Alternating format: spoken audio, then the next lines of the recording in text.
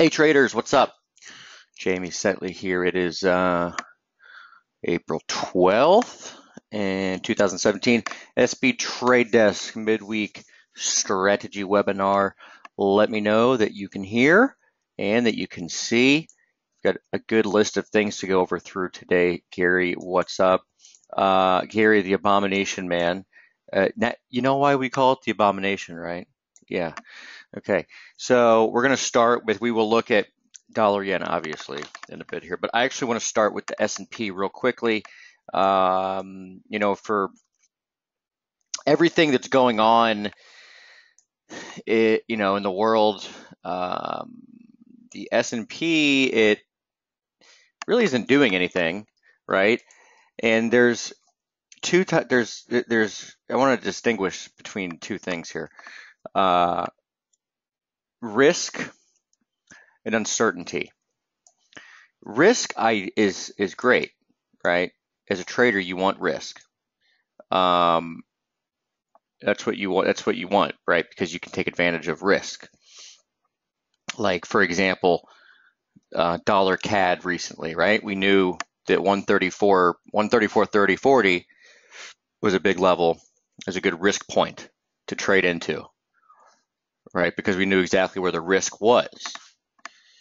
If you got into that level, you couldn't go a whole lot higher, without without ruining the bearish setup, and that's why we sold into that level. And I even I was fine holding it through NFPs and everything else because the levels were just so clear. The S&P, I don't even know where the risk points are at this point. It's just uncertain, right? So two different things there, uncertainty and risk. Uncertainty is no good. And that, to me, again, is very much what a fourth wave is and should feel like. So here we are on this, we first hit this trend line, the 2017 trend line, all the way back on 327. I say all the way back, so, what was that? 2 weeks ago, 2 Mondays ago. So it seems, or 3 Mondays ago, I guess, if you include this Monday. So it seems like it was forever ago, but we hit that level. And since then, we've really been on this trend line for like 1, 2, 3, 4 of the last 5 days. I don't care which way the market goes. I just wanted to figure it out. So two things here that we're looking at, okay?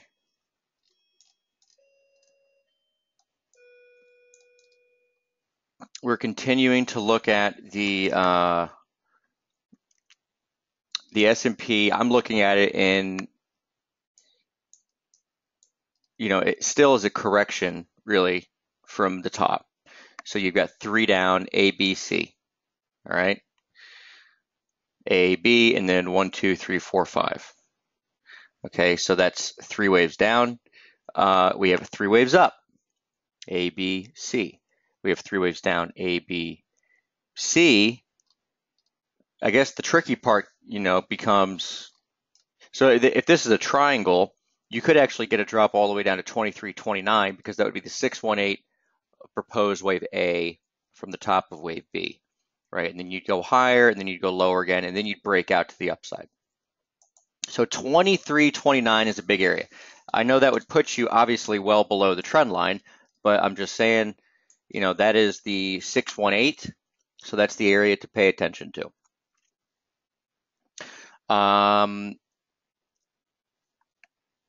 If this is a flat where we're going A, B, C lower, then again, 22.98 is where you get 2 equal legs from the top. Okay, I don't know which one it's going to be. I was thinking that it's a triangle, especially after we had the two, after Friday, right? Thursday and Friday, you had these reversal candles on the S&P, and then we followed through Monday for a little bit, but since then it's been heavy, so I was thinking that this was wave B or A, B, C down here. We're going to go higher in D, lower in E. But after Monday, right, we sold off hard, came right back. Here we are selling off hard again. So again, it's just completely uncertain. I just don't seem to have, or I don't have a very strong feeling. So let the market figure itself out, basically, with the S&P. The reason to concentrate on the S&P, obviously, is, just a general risk barometer, and you might have a better idea of what, certain things may do, like yen. Although, the S&Ps doesn't really seem to care too much what's going on everywhere else at this point, because look, you got the Nikkei trading down where it's trading, right? I mean, here's the Nikkei getting smoked again today, down 145 points, and it looks like the Nikkei is going to 18,220, right? I mean, this was disgusting after breaking the range and reversing twice, Thursday and Friday, and then here we are, 3 days down. So I mean, it's just a market of traps and fake outs, it seems, right now when it comes to the Nikkei and the Japanese yen. But we will get there in a second. I want to start with euro. So with euro, I'm really not too sure, but I do like the short trade.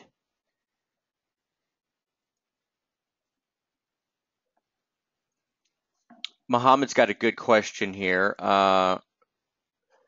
Current situation, the market is approach to avoid trading the majors and focus on the crosses. I don't know if you agree or not. So yeah, everyone's got a different method, right? So if that is something that you want to do, then go for it. It's easier for me to control the risk points for myself with trading on majors, right? So, as an example, I would put in euro shorts and dollar CAD shorts and essentially short euro CAD, right? But I have the risk points on the separate legs, so that's how I choose to do it. But everyone's going to be different. If you have a great setup, it's a setup regardless of what it is, right? And there are times when I'll take that. And there's a couple crosses that we're going to look at the end that are non-dollar: Euro CAD, Aussie Kiwi, Euro Yen, Pound Yen. We'll look at those four. And I'll let you know, and then of course take questions. Okay, so first Euro Dollar though. All right. So if we remember the thing that we were looking at or paying attention to the most was, and have been for a long time, was the inverse of the 2000, what was it, 2004, 2005 market, right? Which meant that we should come into a big euro low very late in 2016, right? As it happened, we actually got the euro low in the first week in 2017. And then, let me match this up. All right, here we go. So this is our analog, right? This is it. This is still quite possible. If basically next week would be the next low in the analog. So if we are holding up into next week, all right, or getting signs of a low, and what would a sign of a low be? Well, we take out maybe or trade into a level. I mean, we're kind of already trading into a level. 105.68 is a good level, but maybe we trade down to 105.30, which is a weekly reversal support, and then we reverse higher or something like that. That would be something. But for the meantime, I'm fine being short. Okay, I don't mind being short with the risk that's there. I'll bring in the, if I just get rid of this and just look at this from, so here's the log chart, right? So we did reverse at a level on this chart, and you can see if I go to the daily chart, Let me bring in the charts that I published this weekend, actually.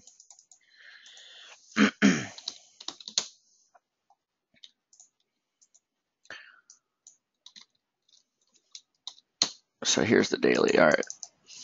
So we did reverse at, a few ticks, I think 3 ticks from the election day close. All right. So, and we are getting on the systems, right? I noted that I was going to turn on the 4-hour euro short system. Gary, no, you're not crazy. In fact, your levels are pretty spot on with what I'm looking at. But so yeah, this is the euro 4-hour. You can see that, and this was from the dip and rip alerts, right? I did that presentation on it a couple Thursdays ago. It's on the site. But we have been getting euro short alerts, right? And remember, this trails with a 5-day high-low stop. So the stop right now, 106.91, is above the 5-day, which is now 106.84, was previously 106.89. So, if euro is lower, there's a chance that it's basically lower right now. So, I guess you can consider it kind of a FOMO trade, a fear of missing out trade. Probably not the best way to go about it, but the reward and the risk is such, it's tight enough to warrant a shot at this, in my opinion. I almost hope it kind of doesn't work out, just because I can't fathom the idea of another dollar rally like this. What it would do to asset classes. I mean, you would see everything just get murked, right? You would see the grains, the commodities. I mean, everything. It would be terrible. So this is what reason enough to be at least short some euro for the moment. But again, willing to change that. So if we go into, you have this 3-leg up, and this is part of the problem with Elliott. People that trade strictly on Elliott, in my opinion, they'll assume, well, it's 3 waves up, market's really bearish. Well, do you know what? You could have 3 up and then 3 down and then get another move higher. So even if we're going to get 3 down, again, 104.05 is the daily reversal support. 104.18 is 2 legs down. So that's why I have the saying at least like 104.15 or whatever. That's the area there. But again, you also have 105.20, 105.30 as a level. All right. So I'm willing to stay short here, but let's just say for the argument, moving forward, let's just say that you do get the market dump down into, say, 105.20, 105.30, and then you get something like a high volume reversal day. Let's just say that happens. All right. Then I might be saying, well, I'm going to get out of this short. I might even go long. Okay. So by no means am I married to the short idea in the euro. I'm cool with it here. Again, we're still holding that volume day, right? The volume level on NFPs. Actually, it's acting really, really nice there. You can see the volume levels right here. See the red line? Continue to hold it as resistance. So it's kind of a good enough reason to be on the short side. If we start to get down in here, down to 105.85, which is the weekly opening, I'll just move the stop up here to 106.30 something. Really tighten it up. So there's euro. Oh, another thing, I'm glad I went to this volume. Another thing I wanted to look at as we go through today is the volume stuff too. So we'll do that as we get into the dollar, because it's applicable there. Long-term volume levels and how well they can give you, kind of bias levels. All right. Let's go into US dollar. I'm sure you know what chart's coming up right here. Ding, ding, ding. All right. So what's it going to be? Friday, what the hell was that, right? So NFPs come out. Look, I'm, fading a level or fading an NFP. I'm cool with that. That's like more the exception, or or whatever. Or that's more the rule than the exception. Excuse me. But this move here, you saw dollar CAD was kind of normal, right? It went up and then it failed and it rolled back down. This, like, what was this? I mean, no, I've talked to friends at all the banks. No one knows what the hell happened. The dollar all of a sudden at 1 p.m. in New York, all of a sudden the dollar decided to go bid like crazy. I mean, like literally nothing. There was nothing. It was like, let's just rally, let's just buy the dollar on a Friday at 1 p.m. and then sell it the next week. So in any case, it did fail at the 618 of the decline from the March high. Yeah, Mohammed says maybe an algo trader. Yeah, I mean, it's, literally people are just in the dark. People are like, what the, no one really has a clue what the hell's going on. A move like that. It's just literally out of the blue, completely out of the blue.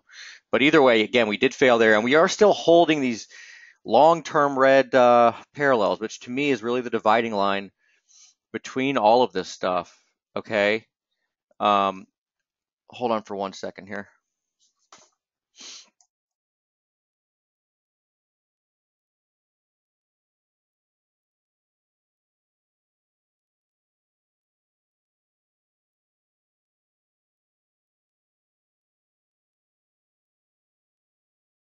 Hold on, folks, for 1 second. I'm sorry, I have to change something here with the computer.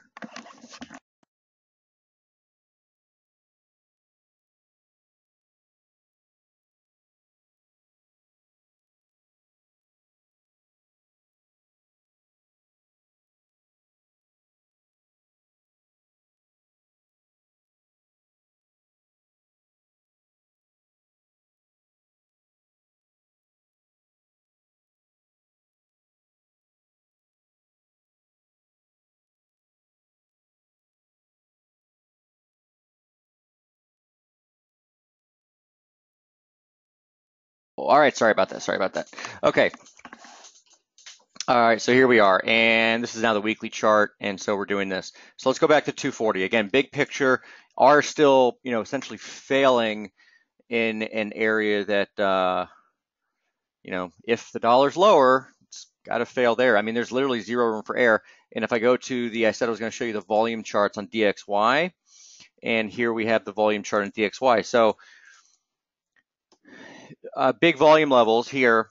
You can see this is a weekly chart. So, we look at the hourlies, the weeklies, and the dailies when it comes to these volume things. So these are the highest, volume over 20 weeks. And you can see that the highest volume you had on a weekly basis was the week after the election. Essentially, this was, all the buying of dollars on the breakout, right? It then consolidated for 3 weeks, went to a new high, failed, and we still haven't gone anywhere since then, right? Yeah, and Leon, good comment.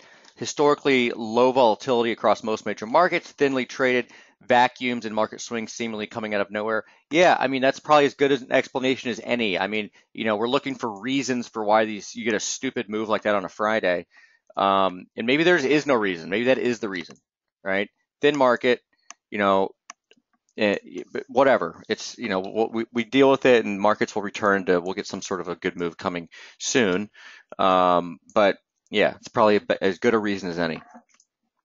Anyway, so here's the volume level week that ended November 18th, right? The week after the election, the breakout week. Since then, we've traded back and forth through this thing so many times, and I think it's interesting and instructive that this latest move just this week is failing right here. Okay, it's failing right there, and on the daily chart, there's also a volume level. This was the volume level. This was a 3-3, March 3rd. That was a big volume day sell-off. That was support before we broke on FOMC. We broke down. We've come back to retest that level. So is it, maybe evidence, if you will, there that we have actually come back, excuse me, come back and retested a very important, market point, vested interest in the market, in which, we can we can start to look lower again in the dollar. And so we go back to our a shorter term chart. Here's that hourly chart. Essentially the same chart from last night, but it was 4 hour in the post, right? And here's the levels on US dollar. Again, this is not DXY, this is US dollar, but 12,302 is your monthly opening price. Okay, basically 12,310, 12,312, all those pivots going back to December, all those lows. So that could be that could be an area where you do get, some contentious, support or whatever on the way down. And where you get support on the way down. But what I'd be looking for here is a rally that is corrective and, ends up failing. I don't know if it get, it all the way back up here to 12, about the 12,360s. But let's say impulse down, if we get 3 waves up, then it's, all systems go, I would think, on a dollar short position. So let's think about this as far as the euro is concerned. Again, remember this index is euro, pound, yen, and Aussie, right? A lot of it's been influenced recently by yen and pound, just, very recently, yesterday. But if I pull up,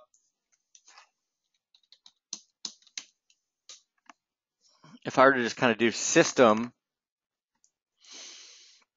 look on this, you still have, it's still on, as far as the, the systems are concerned, it would still be in a bullish buy the dip thing, but that could change. You can see our size at 40 here.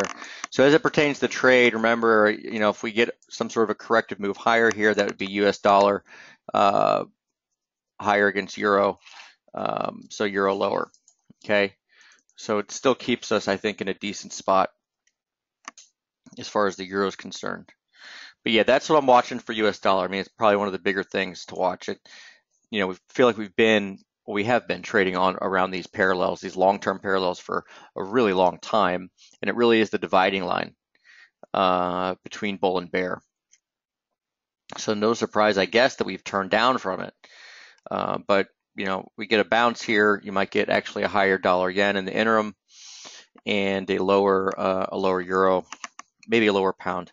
All right, so let's go actually to the pound at this point. So with cable,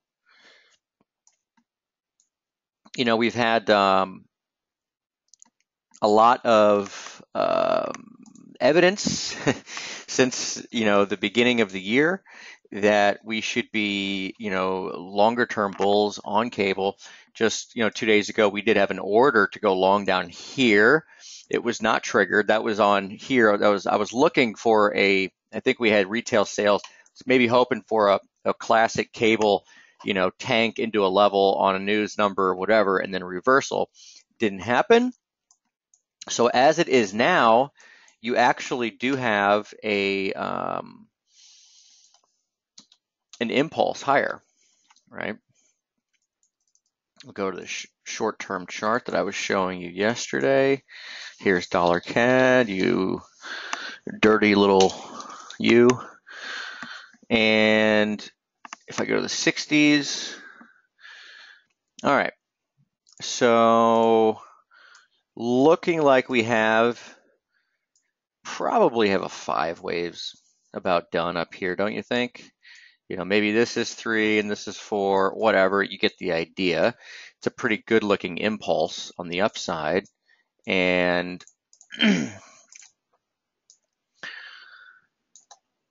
1, 2, 3, 4, 5. So that would set us up, I think, for a chance to buy down into essentially the fib zone. 24, 23, 24, 42. So you might get something of a pullback here. Might even happen now, late in the day. I say late in the day just because Europe's closed, but it might be something that we get right here, right now. And I'm not sure if this, I'll keep this line on here, right, because it is well defined, touching these levels. But you know what the really important level is going to be? We have a volume level coming into play on a daily basis, and that is right here. So it's the 329 close on British pounds, and on spot it's 124.34. And you know what that lines up with is this parallel, right? Which was support back here on 329. So, you know, heading into tomorrow, it might be worth putting an order to buy it down near 24.30, 24.40 if you want to be a little higher. But that's what I'm looking at. So you might have a grand opportunity to buy cable right down here over the next day, maybe 2 days, whatever. All right. And think how well this lines up with what we just talked about with US dollar, with the index, right? With the looking for that corrective bounce in the US dollar.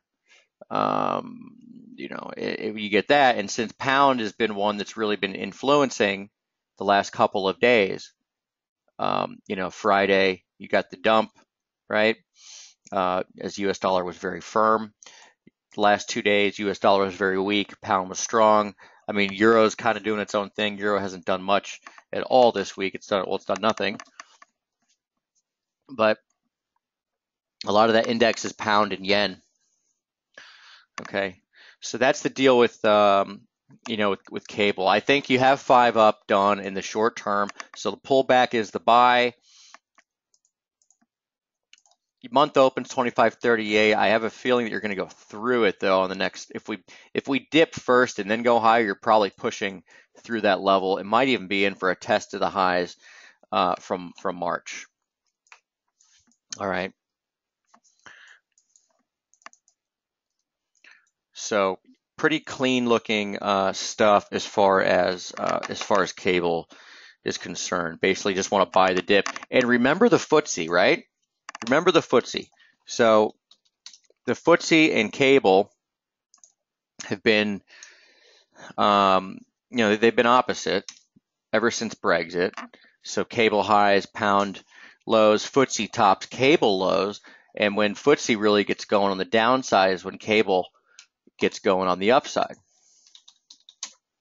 Right, and here's the overlay, right? So you can see top in FTSE, bottom in pound. Right? FTSE going higher, pound going lower, right? Pound bottoming, FTSE topping. Just even recently, really short term, FTSE bottom, pound top. And if we are getting a FTSE peak up here, right, cable might actually start to accelerate to the upside. So looking at the FTSE right now, if I go 60-minute, 1, 2, 3, 4, 5 down, A, B, C, 1, 2, 3, 4, 5 up. Looks like we might be about to go on the downside for a little bit. Right? You get kind of a complex head and shoulders going on here, a big fat right shoulder. Basically since March, right? Since March. That was the S&P top actually. So we might be about to take a spill on the FTSE, which would probably end up, if based on how the market's acting recently, you would expect to see the cable get a boost from FTSE selling. All right, let's go to Aussie. So Aussie, my thing with Aussie has a lot to do with copper because it's just so clear. So remember, it's kind of getting into really, really critical time here with copper. So we finally are getting into the level that we've expected would provide support for the next bounce, right? Or the next low, really. So we're getting there, and that line is, 252 and change. The high volume level for copper is a little lower. It's 250.60. So we're really close. Not surprisingly,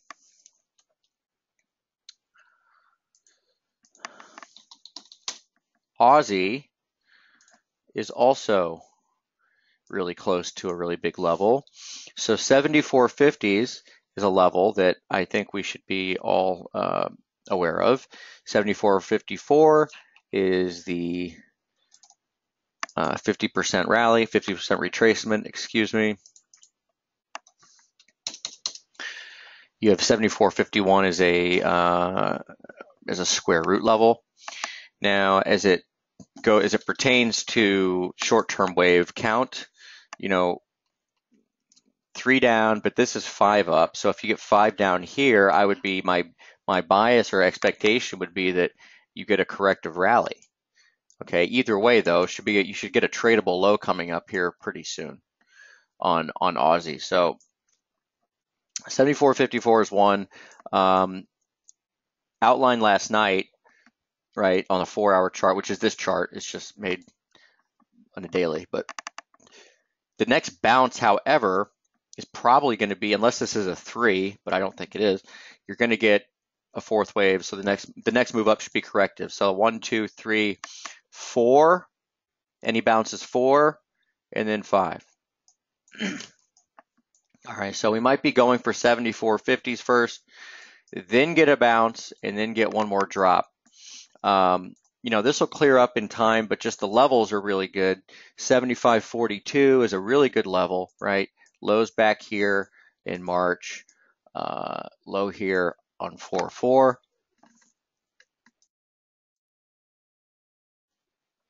And then you've got the parallels there as well.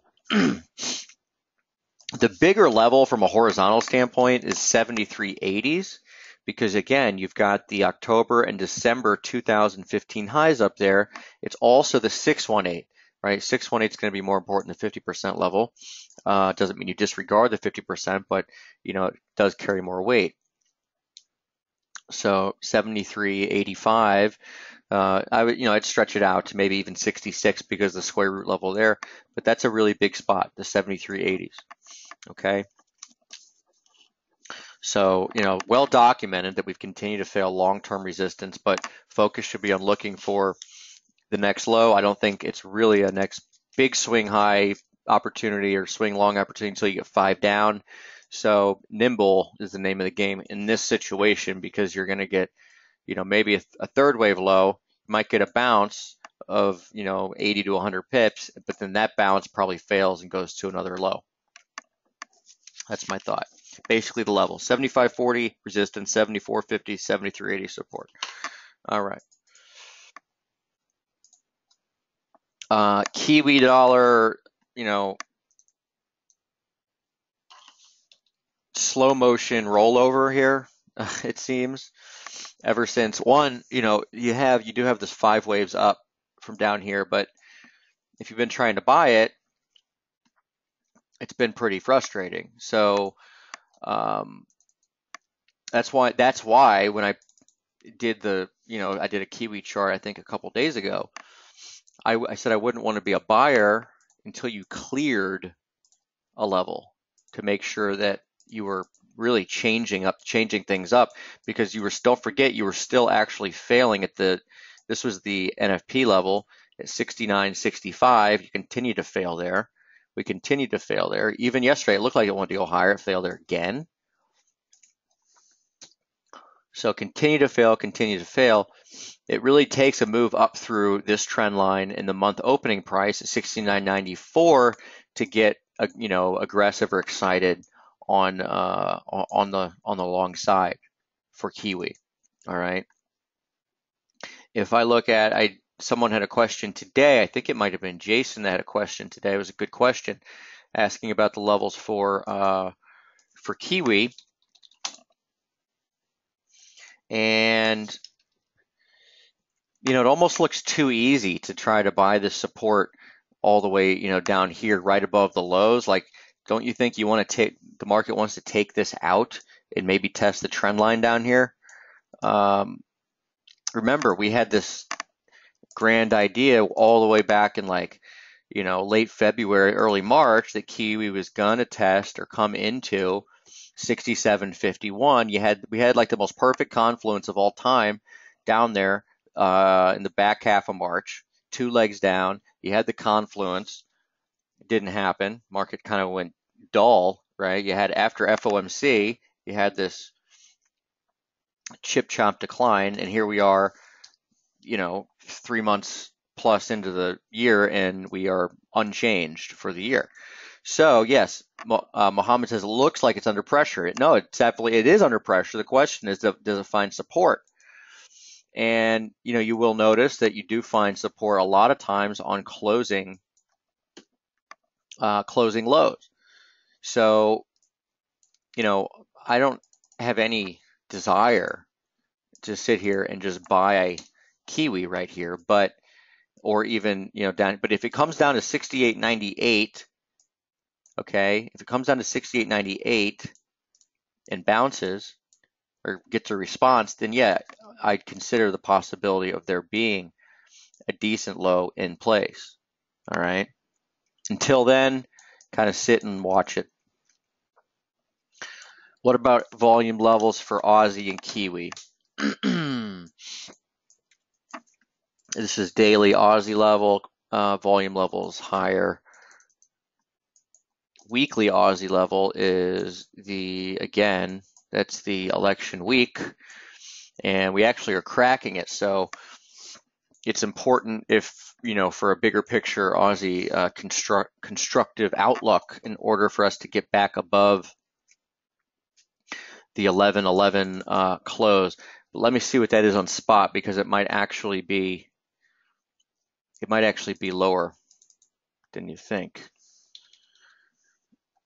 So 11.11 is 75.44. Okay. So yeah, and that was wasn't that the resistance that we were looking at? It was, wasn't it? So yeah, that gives you even more reason to actually be a seller up into 75, the 75.40s for that that next fifth wave drop. It's a great level. Okay, there's Aussie. Let's put it at other Kiwi volume levels. Let's see.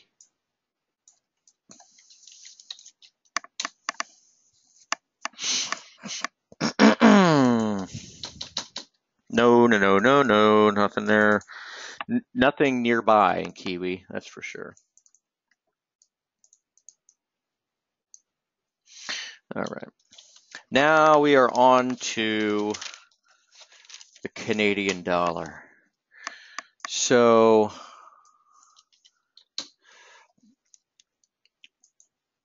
we've got this nice dollar CAD short position, and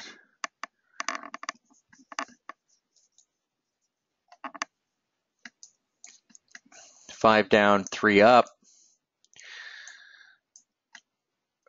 We were all the way down under the lows, below the two, or into the 228 range at the lows today after the announcement or whatever, that the interest rate. Again, nothing really happened on the announcement. It's just the fact that it was coming out, right? So we did get down into 32.50. We're all the way back at 33.05 right now, really only down 20 pips on the day. So when it comes to this dollar CAD trade, okay, so we already know we failed up here at the at the open for the year. That's fine. The volume level on the day, you're actually going to make a high volume level today. So today becomes a really important day. You can see that right here. Oops, you can see that right here. So you can see here the old volume level back here, right? 228 close is what I say it was earlier, 133 on spot.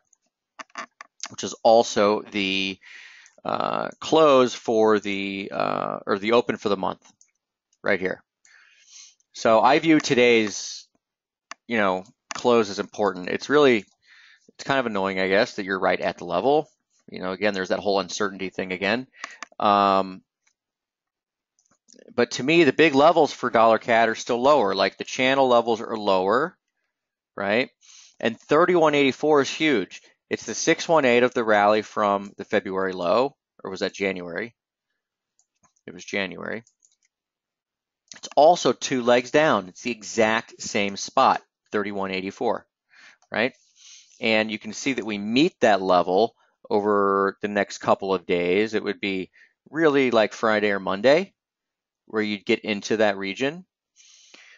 So with the idea that maybe you do get a US dollar bounce on the index, even though dollar CAD is not part of that index, right? You'd have to at least respect the potential for getting, a little bit of strength in the dollar, I guess, across the board, possibly. So I would be,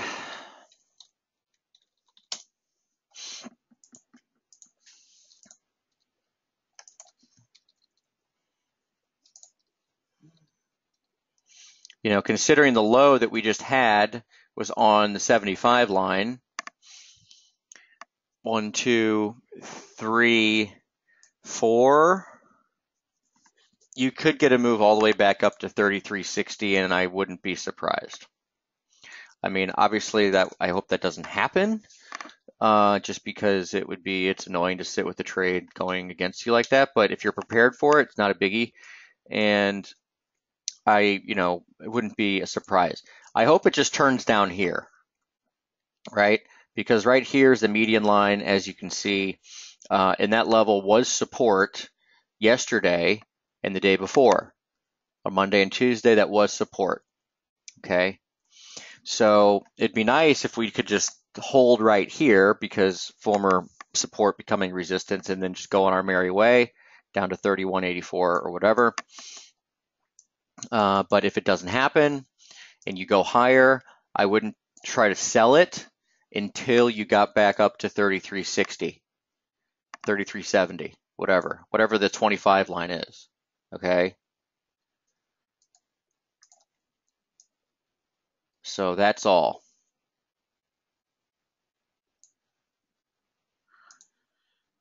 Up in here. So again, with dollar CAD, today's close is important.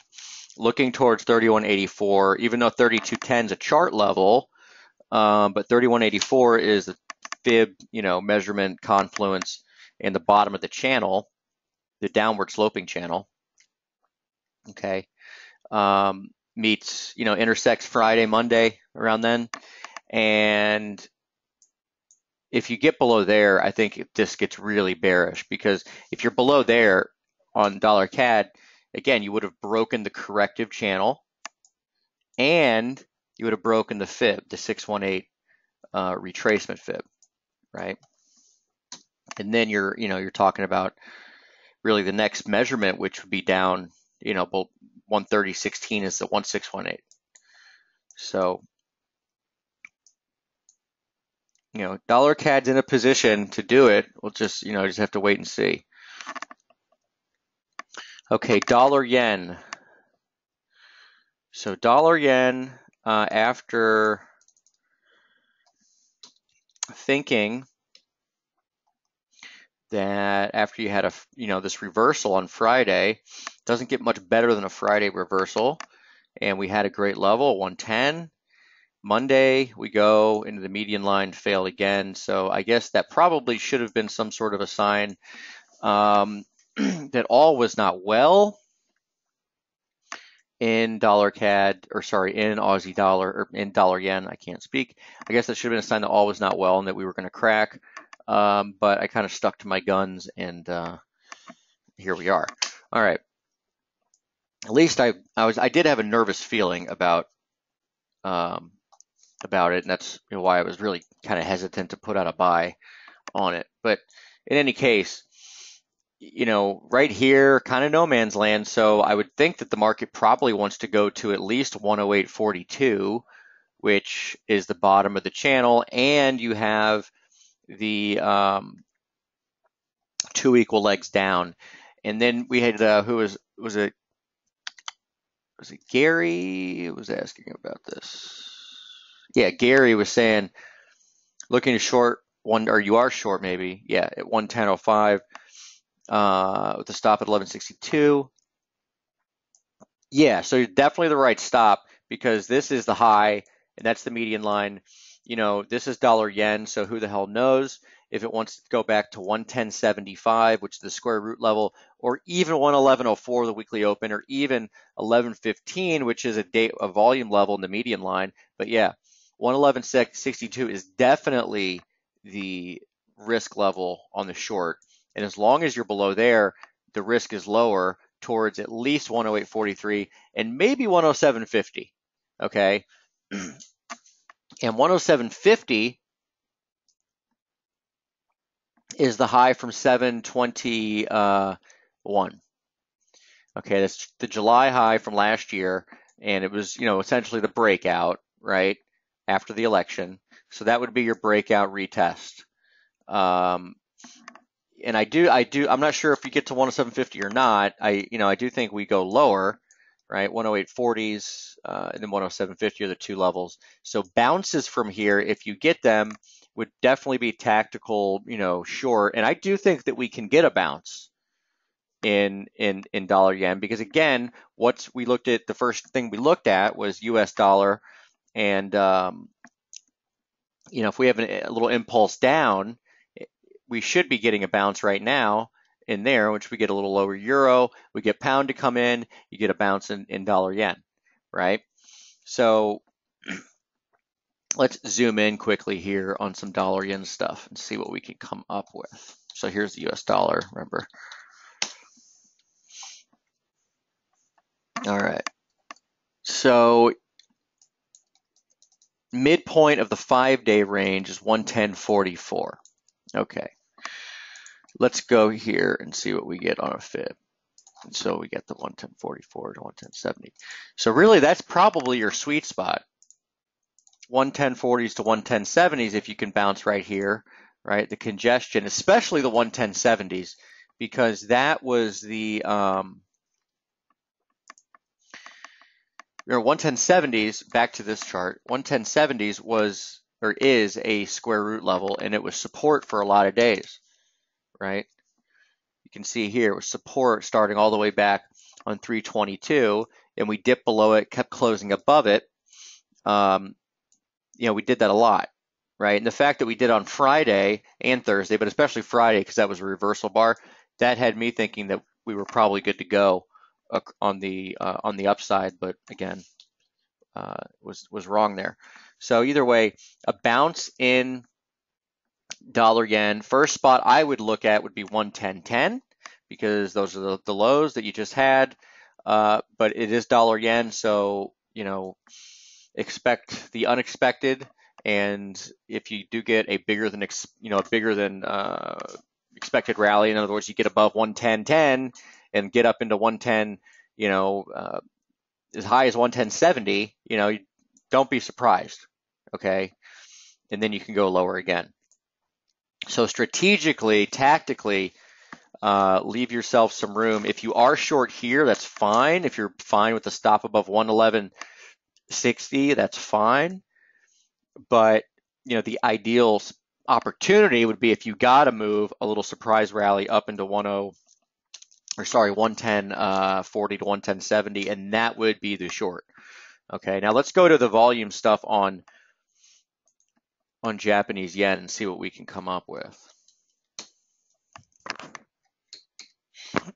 All right.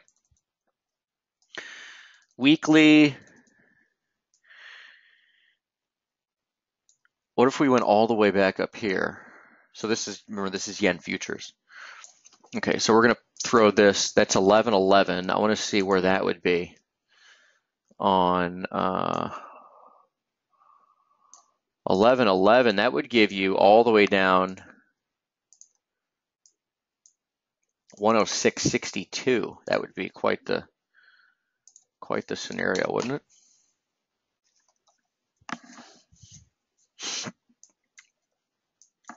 Okay, so throw that in there as another level to pay attention to. But um, on the what I wanted to pay attention to was the point at which you get a trend change, because obviously right now it's towards yen strength and towards which is dollar yen weakness.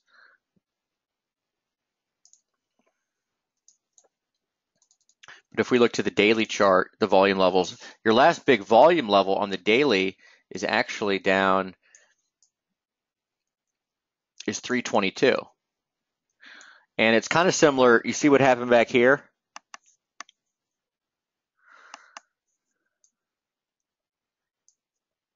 So this was a false breakout with a 117 move, right? So this is, this is pretty important with what happens as long as you stay through that 322 level. Okay, so it's pretty much, even though your stop, Gary, he was asking about, he was short dollar yen, so your stop on the dollar yen trade would be on the other side of the 410 price extreme, which was 2 days ago, Monday's high, which is the low here on yen futures.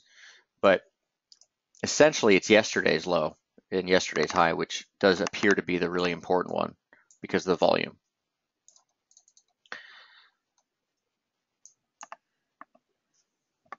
All right. So just there's the summary, right? Just anything up into the 110, it's kind of a wide range, but 110.10 to 110.75 is a short. Stops above 1160. Might be able to get away with a tighter stop, but targeting different areas below, starting at 108.40.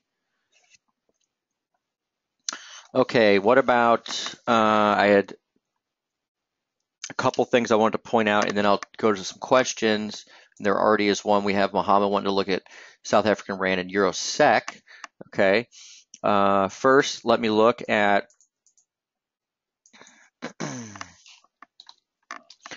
so here's the Euro CAD chart. This is published either yesterday or 2 days ago. Have come into the first support. Remember, this was the resistance that we had identified at 141.85. Nailed it yesterday, and we have come off. Incidentally, you do have EuroCAD at its year opening price of 140.65. Pretty crazy how that stuff works.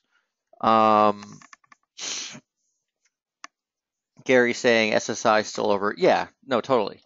The one thing that I want people to realize on SSI and stuff is that SSI doesn't predict, okay? It just tells you what is, right? So yeah, in a trending market, SSI is beautiful because the market keeps going. But SSI is going to call tops and bottoms? Of course not. The only time you get, when you get a huge flush out and a big volume change, you might actually have, excuse me, you might actually have a SSI, show a big decrease in open interest, which is when you'll get the turn. Anyway, here you have EuroCAD. This is a good downtrend still, obviously respecting the median line, all this stuff. Once this goes, it should be a pretty deep spill for EuroCAD, Eurodollar, dollar CAD in general. So still like the trade, just follow these levels.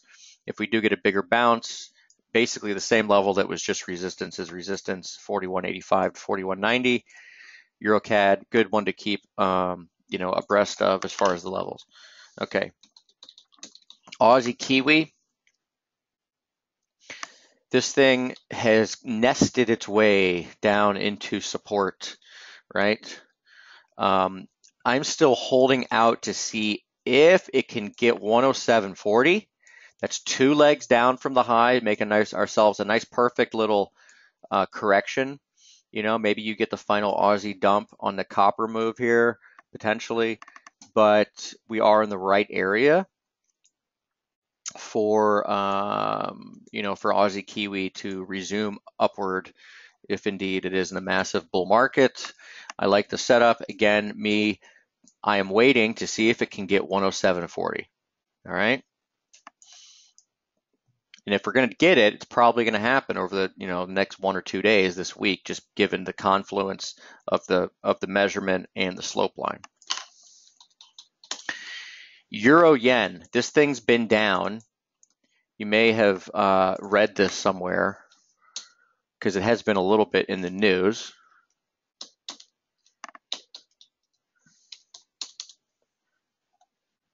This has been down 11 days. It's never been down more than like 9 before, I don't think, or 8 or something. So let me see. Yeah, it's 8, 9, 10, 11. Today would actually be 12. So we're down 3 pips right now, and it'll be interesting to see if we go down 12. The previous record was 8 on euro yen, and look at some of these 8s. 8, huge low, 8, huge low, 8, not really a low, but it contributed to the base. Same thing back here, 09, 8.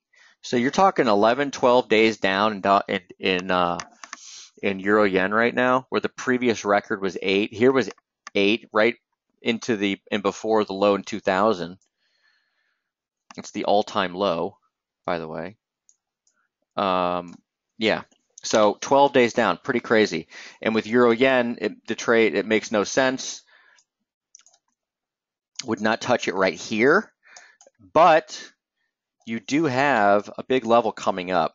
115.09 is the first one. That's just the 618 of the entire move from last year's low to the high in December. Okay, it's also fairly close to this trend line support.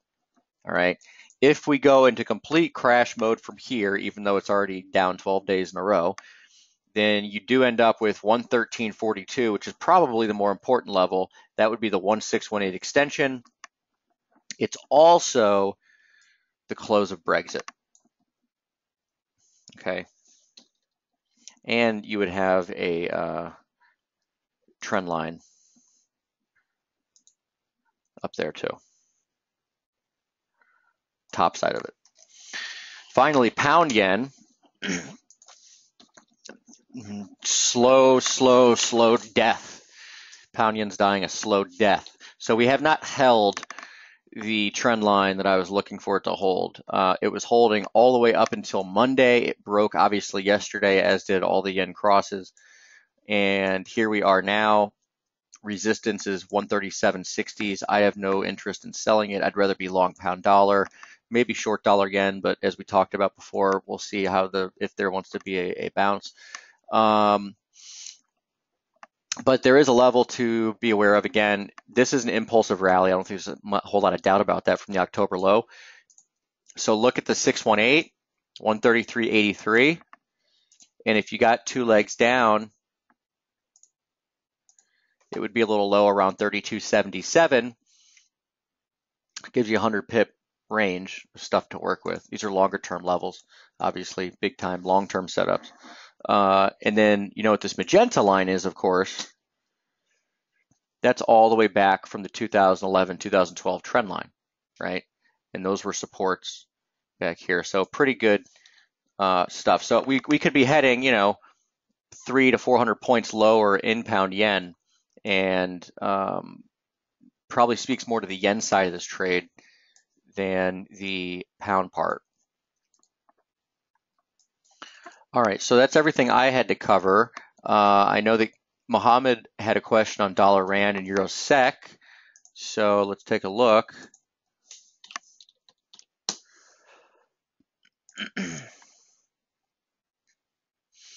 So dollar rand has turned over at the old trend line, right? Really a nice looking chart. I would, though, Mohammed, I'm looking lower here, but I would expect to see support down near 13.17. Okay, that's the top side of this trend line. All right, and you have good lows down there, in line with the August lows as well as the November lows. Okay, let's see where retracement comes in, because you do have an impulsive rally on dollar rand. It would be about the 50%, wouldn't it? About 50%. But it's a good chart level. So underside of the trend line, rejected. I would be looking for, again, as I mentioned, a drop down here to 13.17, but then I'd be looking for a low. Okay, so dollar rand's a good, it's a good short for a little bit, but you do have this impulsive advance, probably going A, B, C, probably a flat pattern, right? Flat pattern here. So wave A down, 3 up, wave B, wave C, looking down to 13.17. Euro SEK,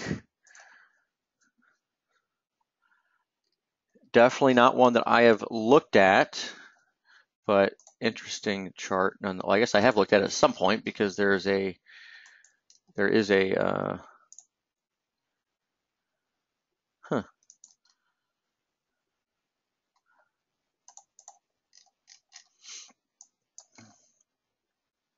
well, this looks bearish to me. I mean, just based on a channel. I mean, it's perfect actually. Look at that. So yeah, this looks pretty bearish. Euro SEK looks pretty bearish. You got the impulse down from really from the election, 3 waves up, and it channels perfectly. So you could have really the beginning of the next leg down starting right now in Euro SEK. If I go to the 60-minute chart, 1, 2, maybe finishing off a little 3, a little 4, a little 5. If you get 5 down, I mean, I would be, this chart's so pretty on this 3-wave rally within this channel. This chart's so good looking here. I'd be kind of willing to sell it on any sort of bounce back up into this region, anything into yesterday's close, really. So yeah, that is a good looking, it's a good looking chart.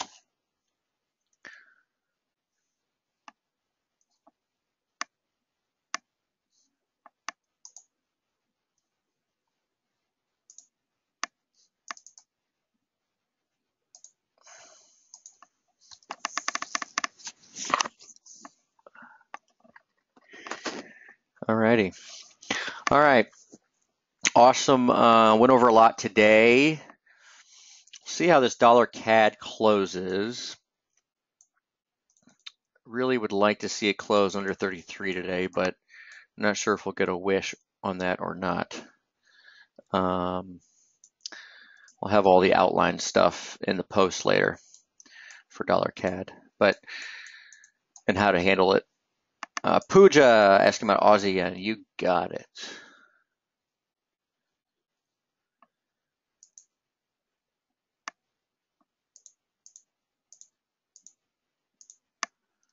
All right, Aussie yen.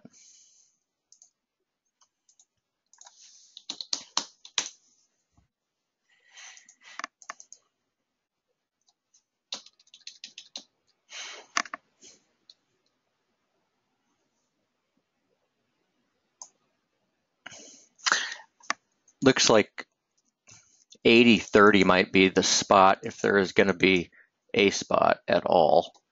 And you know what that's based on? That's based on this really old channel. So this was the April 2013, excuse me, and 2014 highs. And then your old channel, right? So your old channel off of that, so extend that parallel from the August 2013 low. For the most part, support in 2015. This was the China crash in August 2015. Then you had, you traded around that level until October, until it rallied. And, even last year on the way up, Brexit just after, really close to support, to resistance. And that level now is again down near 80.30, 80.50. So that's the best looking spot. Would be about 50% up from this low, the Brexit low, 80.24. So that's your best looking level I've got, Pooja, on that's this line right here. Okay, you can see it right there.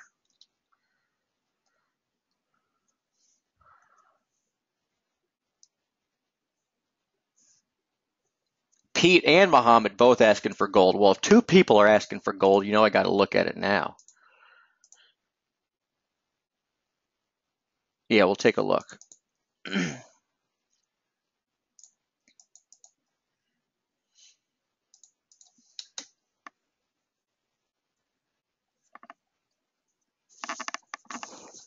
Here, by the way, is yesterday's move in Aussie yen took us down below the median line, which it was support 2 days prior.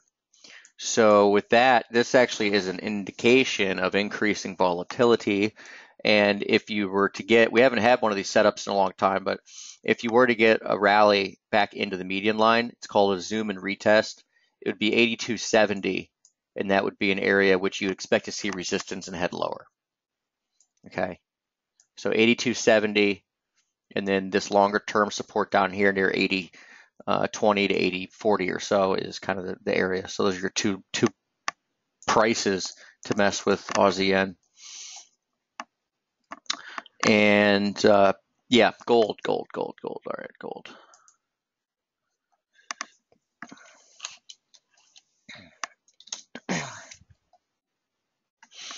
It's just really crazy how big this level is, folks.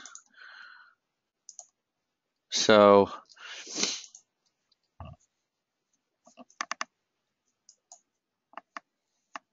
I mean, this is, look, here we are. We tested this. We started testing this last year after Brexit, the 2011-12 trend line, and we're testing it again now. We're above it, actually, but here's the daily chart. Remember, if I do a parallel that extends off all the highs, it's still higher. In fact, I know there's a lot of crap going on here, so let me get rid of it. All right. Because what I would really pay attention to, so if we draw a new fork, right? If you draw a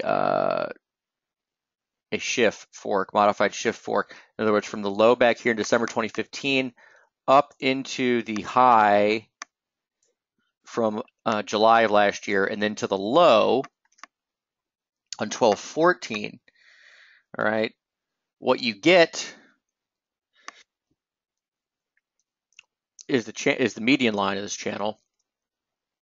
It's up right in line with this parallel. So if you get another push higher in gold, like right here, right now, the last level that you could see some failure at is about 1290, like 1288 to 1290. All right. Now the key is finding a new bullish slope support to work on, which might be this. See this line right here? It was resistance back here. It was resistance just recently, the last few days of March. So the 27th of March, and then actually April 4th. So that would put you back at 1263, which is actually in line with this high, right? So there's two levels, 12.7 or three levels, 1270, 857, which is basically today's high, which is the fib of last year.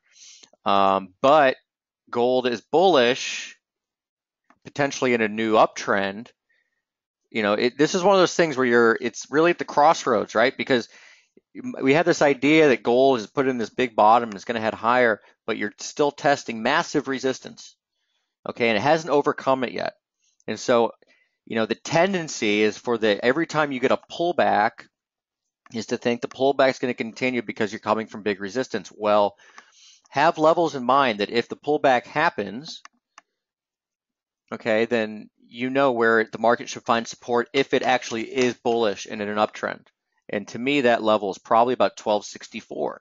Again, it's the high from 227. it's also this parallel here. All right. So those are the big things to watch. 1264 on the long side, and pausing here now, right? Because this is the fib, but even 1288, 1289 or so is a big level on the upside too. And this goes hand in hand finally with bonds, which you may have seen this tweet. Bonds, this is the 30-year Treasury bond, and if you start to get a turn lower here, then you're probably going to see gold get hit in this environment, because everything is the safety trade right now with bonds, gold, heading higher, yen, whatever. Those are the three big ones, right? You're not really seeing it in the stock market, you're seeing it everywhere else. But this is the trend line, very well-defined trend line, all three touches on the top, and here we are, okay? And you have the horizontal highs up here as well, and we are testing this level. So, also pretty much at a new median line. Okay, so if you do start to see a pullback on this, on the bonds, around here is a good place for consolidation, put it that way. All right.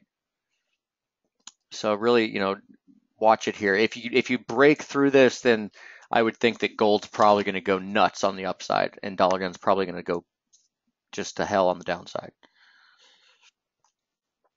But personally, my opinion, having a view, I would say that we probably pause here for a little bit, right? At least a couple days of back and forth on this, which would probably fit with the dollar getting a bounce. All right. I'm going to end it right there. And awesome. Went through a lot today. Got to get this thing up and archived. And everyone have a great rest of your week. Thank you for attending the webinar. And thank you very much, Mohammed. Thank you, Pete. Thank you, everybody. Cheers, Mohammed. You guys have a super great rest of your week, and we'll be back next Wednesday with our webinars always. We'll have the post later tonight. All right, cheers. Kelly says, go Oilers, go. I'm a St. Louis Blues fan, so go Blues. Starts tonight.